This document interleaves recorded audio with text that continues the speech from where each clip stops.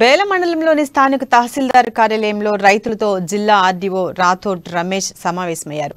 Court చునుక main canal పిల్లల కాలువల కొరకు ఎవరైతే రైతులు భూములు కోల్పోతున్నారో వారితో సమావేశమయ్యారు. రైతుల అభిప్రాయాలు తెలుసుకున్నారు.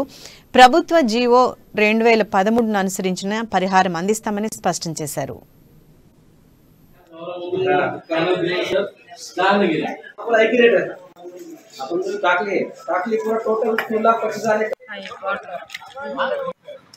కెనాల్ కు సంబంధించి రైతులను పిలిపించడం జరిగింది. ఇక్కడ వచ్చిన తర్వాత తెలిసింది ఏమంటే గత 4 సంవత్సరాల క్రితం 10 లక్షల చొప్పున ఎకరానికి నష్టపరిహారం చెల్లించారు. మళ్ళీ లోపలకు ఆర్డీఓ గారు పిలిపించుకొని అందరి సమక్షంలో రైతులను వేరే జీవో వచ్చింది.